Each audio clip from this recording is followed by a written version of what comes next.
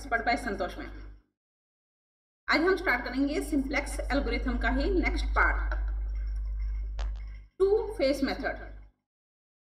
इससे पहले हम सिंप्लेक्स एल्गोरिथम में कुछ क्वेश्चन कर चुके हैं, जिसमें big M method, slack variable, surplus variable add किया था, बिग एम मेथड यूज किया था। आज सिंप्लेक्स एल्गोरिथम का ही नेक्स्ट टॉपिक करेंगे, two phase method. Two phase method use किसके लिए होता है? बिग एम मेथड हमने किया था, अगर आर्टिफिशियल वेरिएबल ऐड हो तो हमें बिग एम मेथड अप्लाई करना पड़ेगा, मैंने आपको बताया था। लेकिन अगर आप बिग एम मेथड अप्लाई नहीं करना चाहते, आर्टिफिशियल वेरिएबल आ रहा है क्वेश्चन में लेकिन आप बिग एम मेथड यूज नहीं करना चाहते, तो उसके लिए टू फेस मेथड भी आप यूज कर सकते हो। तो टू फेस मेथड किस तरह से अप्लाई किया जाएगा, तो इसके लिए हम स्टार्ट करते हैं आज का क्वेश्चन। देखो फर्स्ट आज का क्वेश्चन है हमारे पास, solve the following LPP by two phase method. अगर हमें क्वेश्चन में लिखा हुआ है कि टू फेस मेथड से सॉल्व करो, तब तो हमें इसी मेथड को अप्लाई करना है। अगर क्वेश्चन में सीधा लिखा हुआ है कि solve the following LPP by simplex algorithm या सॉल्व द फॉलोइंग एलपीपी, हमें पता है कि इसमें आर्टिफिशियल वेरिएबल आ रहा है। आर्टिफिशियल वेरिएबल अगर आ जाए तो इसके लिए हम बिग एम मेथड भी अप्लाई कर सकते हैं और टू फेस मेथड भी। ओके, अगर हमें क्वेश्चन में गिवन है कि बिग एम मेथड यूज करना है तो हम बिग एम मेथड ही यूज करेंगे। अगर हमें क्वेश्चन में लिखा हुआ है टू फेस मेथड यूज करो तो हम टू फेस मेथड ही यूज करेंगे। अगर ऐसा कुछ नहीं लिखा, ना तो टू फेस मेथड ना बिग एम मेथड, तो हम दोनों में से कोई भी मेथड अप्लाई कर सकते हैं। ओके, तो आज हम करेंगे टू फेस मेथड। अब क्वेश्चन की स्टार्टिंग क्या होगी, solve the following LPP by two phase method. हमें गिवन क्या है, minimum of z is equal to 2x1 plus 9x2 plus x3 such that. सबसे पहली कंडीशन क्या होती है, मिनिमम को मैक्सिमम में चेंज करना है। तो मिनिमम को मैक्सिमम में चेंज करने के लिए हमें माइनस से मल्टीप्लाई करना पड़ेगा, माइनस z। 2x1 है तो माइनस 2x1, 9x2 प्लस में है तो माइनस 9x2 और माइनस x3 सच दैट जो इन इक्वेशन है उन्हें इक्वेशन में चेंज करना है। तो फर्स्ट इन इक्वेशन हमारे पास क्या है, x1 plus 4x2 plus 2x3। इन तीनों को जब ऐड करते हैं तो ये 5 से ग्रेटर आ रहा है। तो 5 के इक्वल लाने के लिए हमें क्या करना पड़ेगा, एक सब्ट्रैक्ट करना पड़ेगा वेरिएबल। तो हमने माइनस x4 कर दिया। सेकेंड इन इक्वेशन क्या है, 3x1 plus x2 plus 2x3। इन तीनों का एडिशन 4 से ग्रेटर है, हमें 4 के इक्वल चाहिए, 4 से ग्रेटर, तो कुछ ना कुछ सब्ट्रैक्ट करना पड़ेगा। x5 को सब्ट्रैक्ट कर दिया। 4 और 5 क्यों लिया, क्योंकि क्वेश्चन में 3 तक वेरिएबल थे तो हमने 4 और 5 ले लिया। क्वेश्चन में टोटल वेरिएबल कितने हुए, 5 तक। तो यहाँ पर 0x4 0x5 और यहाँ पर 0x5, यहाँ 4 नहीं है तो 0x4। टोटल वेरिएबल कितने हुए, 1 से लेकर 5 तक। तो 1 2 3 4 एंड 5, ये सारे के सारे हमारे पास क्या हो जाएंगे, ग्रेटर देन इक्वल 0। हमने यहाँ पर क्या किया, x4 और x5 को सब्ट्रैक्ट किया इन इक्वेशन को इक्वेशन बनाने के लिए। तो हम क्या लिखेंगे, where x4 and x5 subtract किया तो ये क्या करेंगे, सरप्लस वेरिएबल और सरप्लस वेरिएबल। ओके, नेक्स्ट हम क्या करेंगे, मैट्रिक्स बनाएंगे। अब मैट्रिक्स बनाने के लिए देखो टोटल वेरिएबल कितने हैं, 5 तक। तो x1 x2 x3 x4 x5। First row में यहाँ देखो बाउंड्री कंडीशन ये है, तो फर्स्ट रो में फर्स्ट कॉलम में हमारे पास क्या आएगा, 1 3। सेकेंड कॉलम में 4 1, नेक्स्ट कॉलम में 2 2, नेक्स्ट कॉलम में -1 0 और नेक्स्ट कॉलम में 0 -1। ओके, अब यहाँ पर अगर हम मैट्रिक्स में चेक करें तो इसमें 2 रो है, तो 2 बाई 2 की यूनिट मैट्रिक्स बननी चाहिए।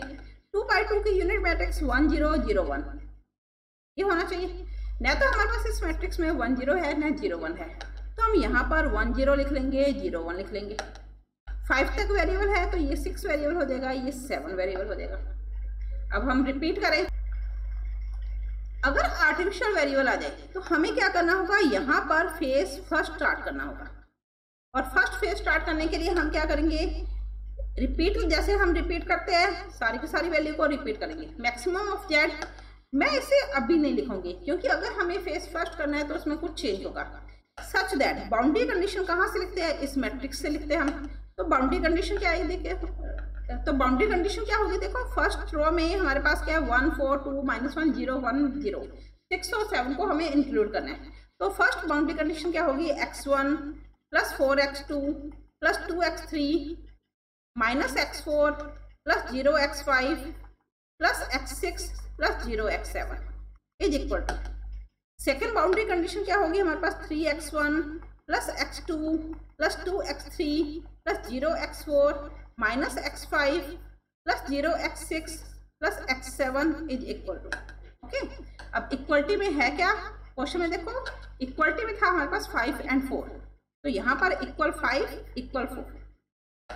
6 और 7 हमारे पास 6 और 7 क्या होंगे, यहाँ पर आर्टिफिशियल वेरिएबल होंगे ना, बिकॉज x1 से लेकर अगर हम 0x5 तक ऐड करते हैं, x1 से 0x5 तक ऐड करते हैं तो सॉल्यूशन 5 आ रहा है। हमने इसमें x6 को ऐड कर दिया तो भी सॉल्यूशन 5 है, तो x6 हमारे पास क्या कहलाएगा, आर्टिफिशियल वेरिएबल कहलाएगा। इसी तरह से 3x1 से -x5 second boundary condition, 3x1 से -x5 4 के इक्वल है, जबकि इसमें x7 को ऐड किया तो चेंज होना चाहिए, लेकिन आंसर फिर भी 4 आ रहा है। इट मीन्स x7 भी यहाँ पर आर्टिफिशियल वेरिएबल होगा। तो यहाँ हम क्या लिखेंगे, where x6 and x7 are artificial variable.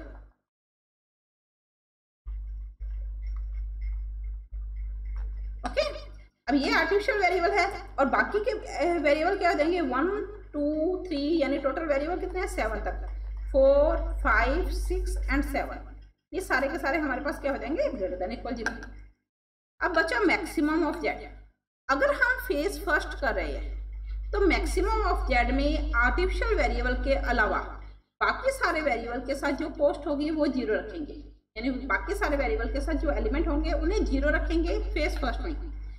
It means 0x1 ये आर्टिफिशियल देंगे ना, 0x2 0x3 0x4 0x5, 6 और 7 आर्टिफिशियल वेरिएबल थे, तो जो आर्टिफिशियल वेरिएबल है उसे मैक्सिमम ऑफ जेड में -1 से ऐड करेंगे, -x6 -x7।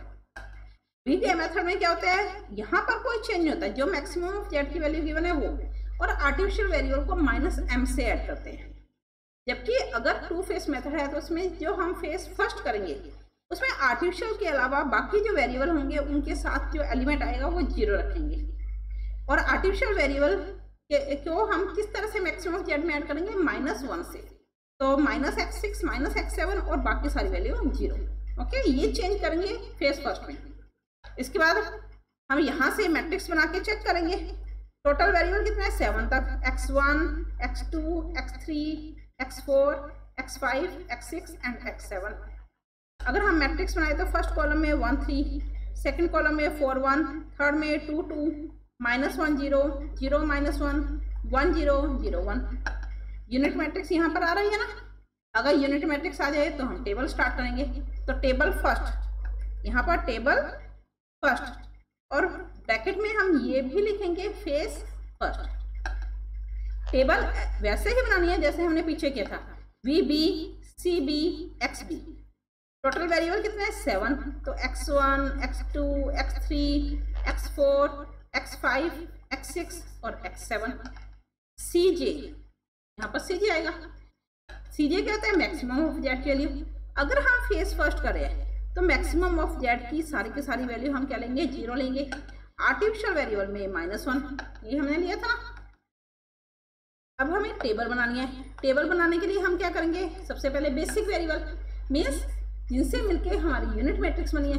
यूनिट मैट्रिक्स देखो यहाँ पर इस मैट्रिक्स में 1 0 0 1, यानी x6 और x7 से मिलकर यूनिट मैट्रिक्स बनी है, तो हम यहाँ पर क्या लिखेंगे x6 और x7।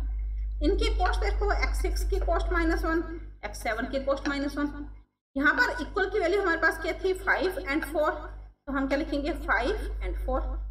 और जो मैट्रिक्स है एज इट इज यहाँ पर, यानी 1 3 फर्स्ट कॉलम में 4 1 2 2 -1 0 0 -1 1 0 0 1। यहाँ पर क्या लिखते हैं हम ZJ CJ। बेसिक वेरिएबल क्या थे x6 और x7, यानी यहाँ पर सॉल्यूशन 0 आएगा। इसके अलावा हम वैल्यू कैलकुलेट करें, हम पहले कर चुके हैं, काफ़ी वीडियो कर ली। ये हमारा लास्ट टॉपिक है सिंप्लेक्स एल्गोरिथम का, तो हमें टेबल में कैलकुलेशन डायरेक्ट करनी आनी चाहिए। तो देखो क्या आएगा, -1 और -3 -4 नेक्स्ट हमारे पास आ जाएगा -5, -4, -1। नेक्स्ट आ जाएगा -4, यहाँ पर 1, यहाँ पर 1। अब फेस फर्स्ट हमें कब तक करना है ये भी मैं आपको बता दूं। फेस फर्स्ट हमें तब तक करते रहना है जब तक कि सारे के सारे ZJ माइनस CJ हमारे पास इक्वल 0 ना आ जाए, यानी ZJ माइनस CJ की सारी वैल्यू 0 के इक्वल ना आ जाए, तब तक हमें फेस फर्स्ट करना है। या हम ये कह सकते हैं कि बेसिक वेरिएबल में से जब तक आर्टिफिशियल वेरिएबल खत्म ना हो जाए तब तक हमें फेस फर्स्ट करना है। आगे सन में मैं रिपीट कर दूं, हमें फेस फर्स्ट कब तक करना है, जब तक बेसिक वेरिएबल में से आर्टिफिशियल वेरिएबल खत्म ना हो जाए, या फिर ये कह सकते हैं कि ZJ माइनस CJ में सारी की सारी वैल्यू 0 ना आ जाए, तब तक हमें फेस फर्स्ट करना है। अगर ऐसा हो, दोनों कंडीशन एक साथ अप्लाई होंगी दोनों। अगर ये ट्रू हो रहा है, बेसिक वेरिएबल यहाँ से आर्टिफिशियल वेरिएबल बेसिक वेरिएबल में से खत्म हो रहा है, तो ये अपने आप 0 हो जाएगा, ठीक है। तो अगर ऐसा हो तो उसके बाद हमें फेस सेकंड स्टार्ट करना होगा। क्लियर? तो फेस फर्स्ट कब तक करेंगे, जब तक कि हमारे पास आर्टिफिशियल वेरिएबल बेसिक वेरिएबल में से कंप्लीट खत्म नहीं हो जाता। तो सेकंड, इसके लिए हम क्या करेंगे, सबसे पहले ZJ माइनस CJ में हम मिनिमम वैल्यू सेलेक्ट करेंगे। माइनस में नेगेटिव फॉर्म में मिनिमम वैल्यू, माइनस में मिनिमम वैल्यू क्या है, -5।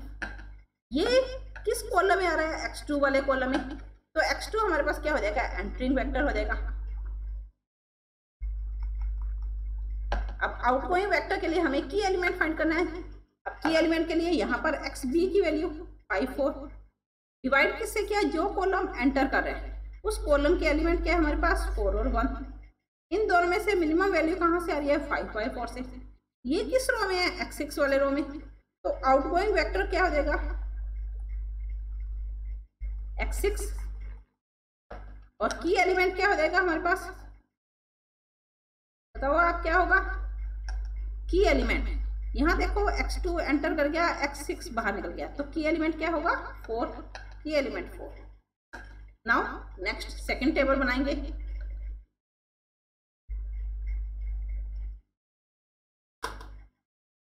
Next second simplex table. अब सेकंड टेबल, लेकिन यहाँ पर हम लिखेंगे फेस फर्स्ट।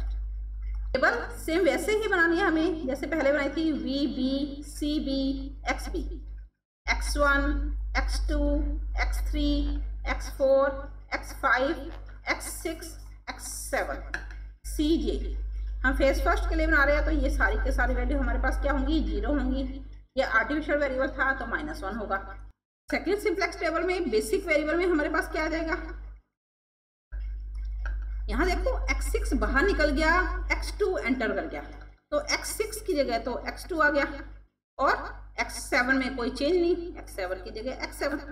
अब देखो मैंने एक और बात आपको लास्ट वीडियो में बताई थी, अगर आर्टिफिशियल वेरिएबल हमारा बाहर निकल रहा है, आउटगोइंग वेक्टर में आ रहा है, तो जो आर्टिफिशियल वेरिएबल है उसको हम नेक्स्ट टेबल में कैलकुलेट नहीं करेंगे। तो इस तरह से लाइन लगा सकते हो या क्रॉस लगा सकते हो, या इसे लिखो ही मत, कुछ भी आप कर सकते हो।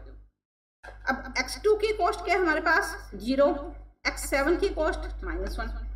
x2 और x7, x2 बेसिक वेरिएबल है तो 1, 0, x7 0, 1। इनका सॉल्यूशन यहाँ पर 0, यहाँ पर 0, ZJ माइनस CJ में। ओके, नेक्स्ट स्टेप हमें क्या करना है, की एलिमेंट की रो को की एलिमेंट से डिवाइड करना है, यानी फर्स्ट रो को हमें 4 से डिवाइड करना है। तो क्या आएगा, 5/4, 1/4, 5/4, 1/4, यहाँ पर की एलिमेंट है। नेक्स्ट 2/4, -1/4, 0/4, 2/4, -1/4, 0/4। इसके अलावा अगर हम बाकी एलिमेंट को सॉल्व करें, मैं कैलकुलेशन करके नहीं बताऊंगी, डायरेक्ट सॉल्व करेंगे हम। तो अगर हम यहाँ से कैलकुलेशन करें तो इस 4 को सॉल्व करना है, तो हमारे पास आएगा 4 - 5/4, यानी 16 - 5, 11/4।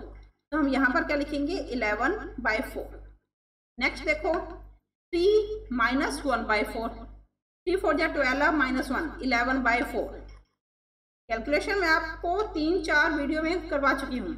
नेक्स्ट देखो यहाँ पर लिखना है हमें, नेक्स्ट इस 2 की जगह है तो 2 - 2/4, 2 4 जा 8 -2, 6/4, 6/4 यानी 3/2। नेक्स्ट इस 0 की जगह लिख रहे हैं, जो 0 माइनस है तो प्लस हो जाएगा, +1/4, 0 प्लस 1/4 प्लस 1/4। नेक्स्ट x5 में यानी -1 0/4, तो ये हमारे पास क्या आ जाएगा -1। ठीक, इसी तरह से ZJ माइनस CJ, ये भी हम डायरेक्ट लिख रहे हैं 0, क्या आ जाएगा -11/4, ऊपर 0 है सारी वैल्यू। नेक्स्ट आ जाएगा 0 -3/2 -1/4 प्लस 1। ZJ माइनस CJ में नेगेटिव वैल्यू है अभी, तो इसमें हम मिनिमम सेलेक्ट कर लेते हैं। 11/4 3/2 1/4 नेगेटिव, तो मिनिमम कौन सा हो जाएगा -11/4। ये कौन से कॉलम में आ रहा है, x1 वाले कॉलम में, तो एंटरिंग वेक्टर क्या हो जाएगा हमारे पास x1। अब की एलिमेंट फाइंड करना है, उसके लिए अब आउटगोइंग वेक्टर फाइंड करना है, तो उसके लिए हमें की एलिमेंट फाइंड करना पड़ेगा। xb की वैल्यू क्या है हमारे पास 5/4 और 11/4। डिवाइड किससे करना है, जो कॉलम एंटर किया उसके element, column first column enter किया तो उसके एलिमेंट क्या हमारे पास डिवाइड 1/4 11/4। इन दोनों को सॉल्व किया तो ये सॉल्यूशन 5, ये सॉल्यूशन 1। मिनिमम वैल्यू कौन सी है 1, कौन सी रो में आ रही है x7 की रो में, तो x7 हमारे पास क्या हो जाएगा आउटगोइंग वेक्टर। की एलिमेंट x1 एंटर किया, x7 बाहर निकला, तो की एलिमेंट क्या हो गया 11/4। की element 11/4। Okay, next third simplex table बनाएंगे, तो देखो थर्ड सिंप्लेक्स टेबल क्या होगी, नेक्स्ट क्या देगा थर्ड टेबल सिंप्लेक्स टेबल लिख सकते हो आप फेस फर्स्ट के लिए,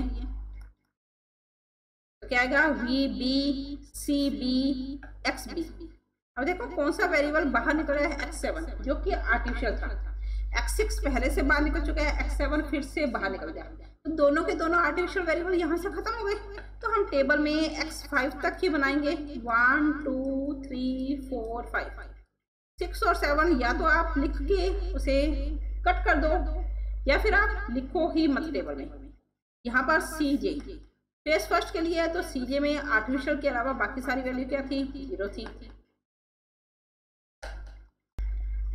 अब बेसिक वेरिएबल में हमारे पास क्या आ जाएगा x2 x7, x7 की जगह x7 बाहर निकल गया, x1 आ गया, तो x2 और x1 उनकी कॉस्ट, x2 की कॉस्ट 0, x1 की कॉस्ट 0।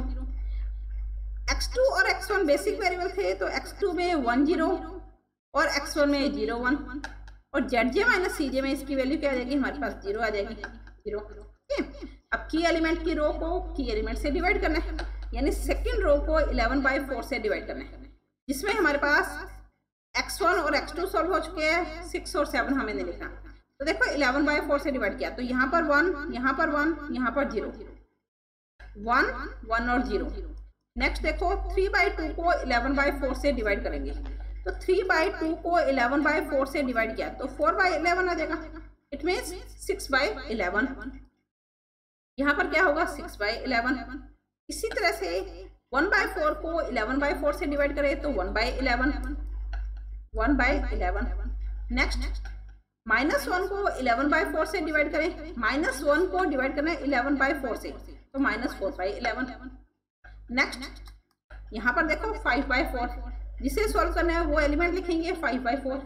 माइनस में मैं डायरेक्ट कर रही हूँ, माइनस में इन दोनों का मल्टीप्लाई और डिवाइड में ये, जब इन दोनों का मल्टीप्लाई करके डिवाइड करेंगे तो 11/4 से 11/4 कर देगा, तो 5/4 - 1/4 4/4 को हम क्या लिख सकते हैं 1 लिख सकते हैं।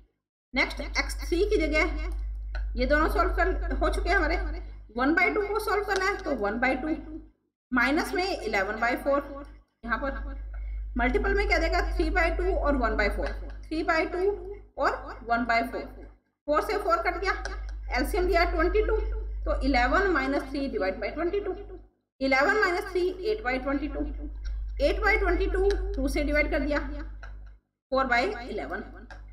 नेक्स्ट देखो इस 1/4 की जगह हमें क्या लिखना है,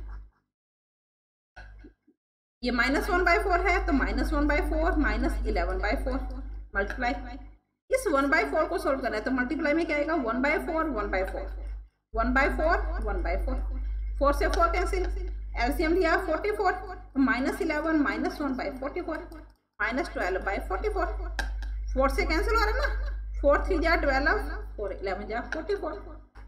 नेक्स्ट x5 0 है तो 0 प्लस 1/4 बाई 11/4, 4 से 4 कट गया 1/11। नेक्स्ट क्या देगा 1/11। जेड माइनस सी जे कैलकुलेट करें तो यहाँ देखो यहाँ पर भी 0 है, यहाँ पर भी 0 है, तो 0 मल्टीप्लाई 4/11, 0 मल्टीप्लाई 6/11 माइनस 0 0। इसी तरह ये भी 0, ये भी 0। फेस फर्स्ट कब कंप्लीट होना था? जब यहाँ से आर्टिफिशियल वेरिएबल खत्म हो जाए या सारे के सारे जेड जे माइनस सी जे 0 आ जाए। मैंने आपको बताया था ये दोनों एक साथ ही कंप्लीट होंगी, दोनों कंप्लीट हो रही है ना, तो यहाँ पर फेस फर्स्ट कंप्लीट होता है। अब हम फिर से टेबल बनाएंगे, लेकिन किसके लिए? सेकंड फेज के लिए। तो देखो सेकंड फेज के लिए टेबल कैसे बनाएंगे? यहाँ पर हम लिखेंगे फर्स्ट सिंपलेक्स टेबल या फर्स्ट टेबल लिख सकते हो, लेकिन किसके लिए हमें बनानी है? फेज सेकंड के लिए। तो टेबल कैसे बनाएंगे? V B C B X B. Phase first में जो टेबल खत्म हुई है वो कहाँ पर, लास्ट टेबल कहाँ पे खत्म हुई है? x5 वेरिएबल तक। तो हम यहाँ पर x5 तक लिखेंगे, x1 x2 x3 x4 x5 cj। Okay, अब cj में चेंज क्या होगा? फेज फर्स्ट में हमने इसे 0 रखा था कैलकुलेट करने के लिए, लेकिन फेज सेकंड में यहाँ पर 0 की जगह हम क्या लिखेंगे जो हमें क्वेश्चन में गिवन है। क्वेश्चन में मैक्सिमम ऑफ जेड की वैल्यू क्या है हमारे पास? यहाँ से देखो -2 -9 -1 0 0। तो हम क्या लिखेंगे?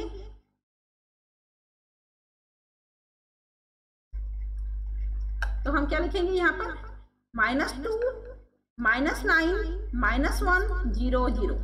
यानी जहां पर हमने 0 0 लिख लिया था फेज फर्स्ट में, वहां पर हम मैक्सिमम ऑफ जेड की गिवन वैल्यू लिखेंगे। ओके, इसके अलावा और क्या चेंज होगा? यहाँ देखो बेसिक वेरिएबल हम सिमिलर लिखेंगे x2 x1।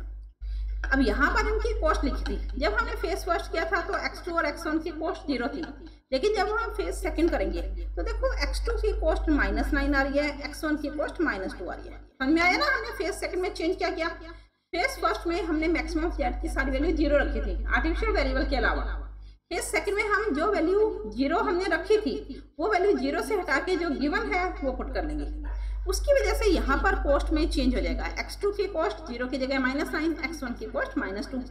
इसके अलावा हम यहाँ पर कोई चेंज नहीं करेंगे, एज इट इज टेबल को बना देंगे। जो टेबल हमारे पास फेज फर्स्ट की लास्ट टेबल थी उसे एज इट इज यहाँ पर बना देंगे। ओके, इसके बाद फिर से हम जैसे हमने पहले वाले क्वेश्चन सॉल्व किए थे उसी तरह से हम क्वेश्चन को सॉल्व करेंगे। कब तक सॉल्व करना है? जब तक कि सारे के सारे जेड जे माइनस सी जे पॉजिटिव ना आ जाए। जेड जे माइनस सी जे यहाँ 0 आएगा, यहाँ 0 आएगा। कैलकुलेशन करें तो ये आ जाएगा -36/11 -12/11। 36 और 12 कितना हो जाएगा? 48 और प्लस का 1 माइनस का 48/11 प्लस का 1, तो कितना आएगा? 11 - 48 यानी 37/11 विद नेगेटिव साइन। इसी तरह से यहाँ पर क्या आएगा? प्लस का 27 और माइनस का 2 यानी प्लस का 25/11 प्लस 8 1/11। नेगेटिव में यहाँ पर मिनिमम वैल्यू कौन सी है? एक ही है, तो इसे सिलेक्ट कर लेंगे। ये कौन से कॉलम में आ रहा है? x3 वाले कॉलम में। तो हमारे पास यहाँ पर एंटरिंग वेक्टर क्या हो जाएगा? x3 हो जाएगा। हमें की एलिमेंट फाइंड करना है और आउटगोइंग वेक्टर फाइंड करना है। तो आउटगोइंग वेक्टर क्या होगा हमारे पास? इसके लिए पहले हमें की एलिमेंट फाइंड करना पड़ेगा। एक्स बी की वैल्यू क्या है? 1 1। डिवाइड किससे करना है? जो कॉलम हमारे पास एंटर हो रहा है उस कॉलम के एलिमेंट 4/11, तो 4/11 6/11 6/11। इन दोनों में से मिनिमम वैल्यू कौन सी आ रही है? 11/6, क्योंकि ये हमारे पास क्या होगा? 2 पॉइंट समथिंग, ये हमारे पास होगा 1 पॉइंट समथिंग। तो मिनिमम वैल्यू कहाँ से आई? सेकेंड रो से।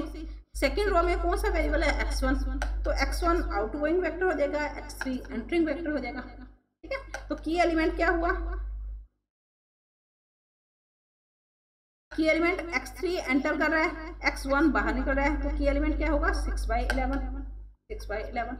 ठीक, नेक्स्ट नई सिंप्लेक्स टेबल बनाएंगे। किसके लिए?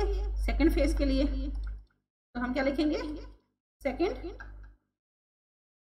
Simplex table. किसके लिए? फेज सेकंड के लिए। Again V B C B X B x1 x2 x3 x4 x5, यहाँ पर क्या आ जाएगा सी जे, यहाँ पर वैल्यू क्या थी हमारे पास -2 -9 -1 0 0।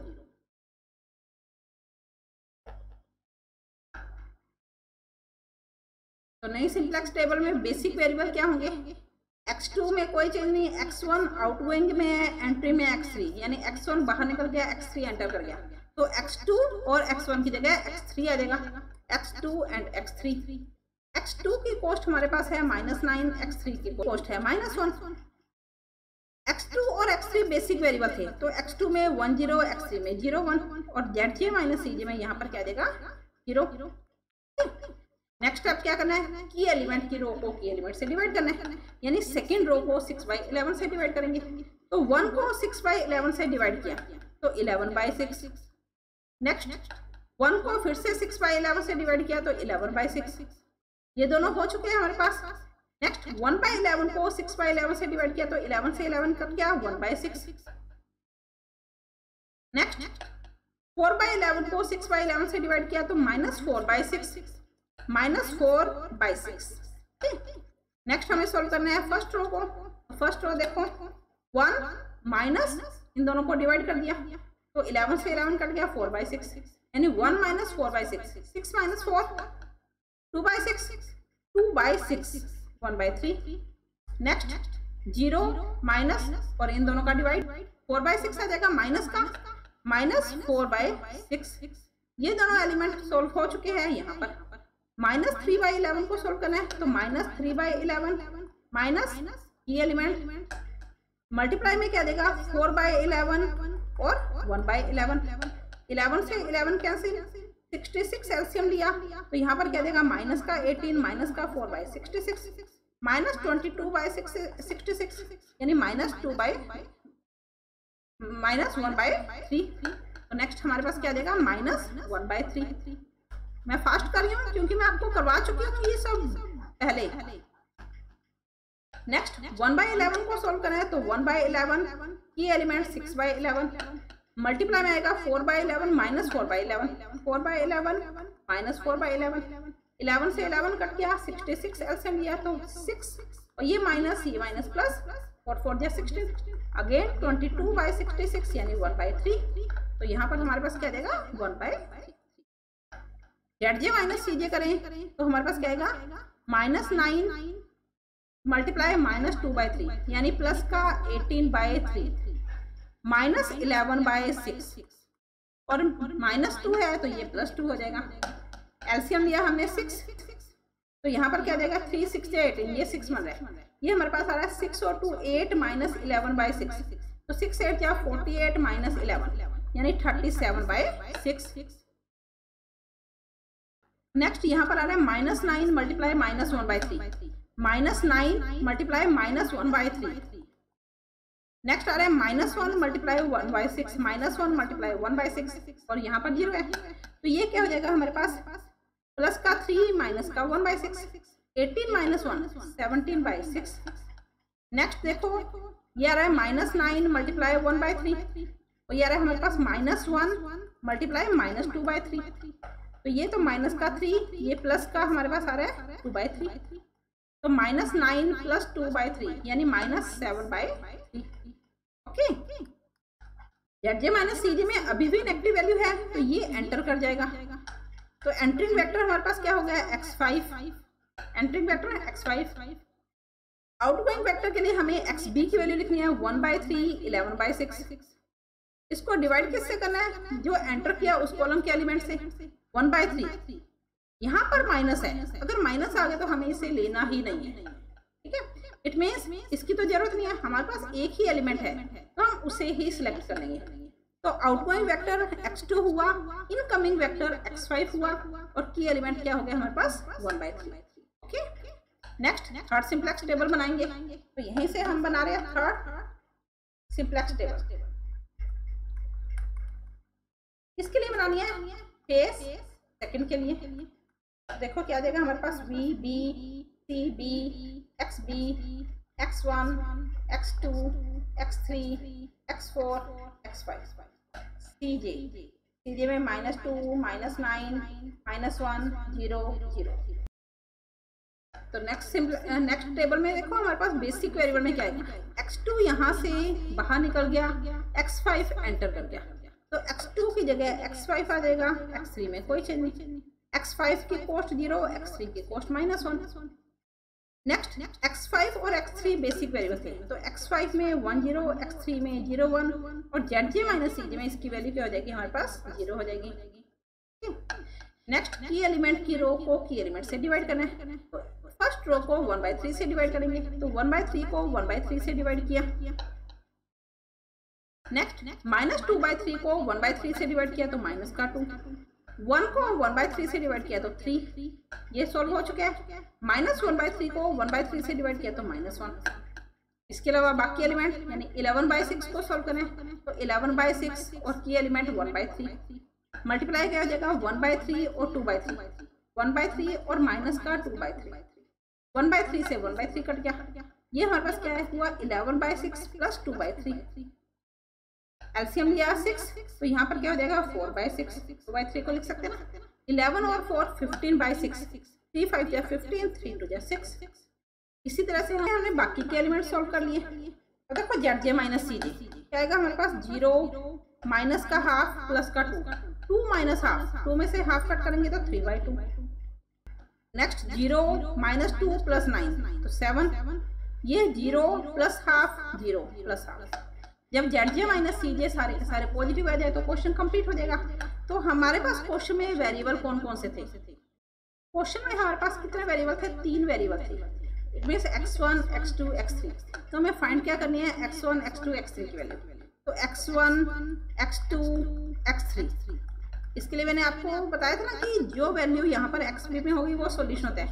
x5 का सॉल्यूशन 1 है, x3 का सॉल्यूशन 5/2, लेकिन हमें x5 तो चाहिए नहीं ना, तो x1 और x2 की यहाँ पर वैल्यू नहीं है, तो हम क्या लिख लेंगे x1 0 x2 0।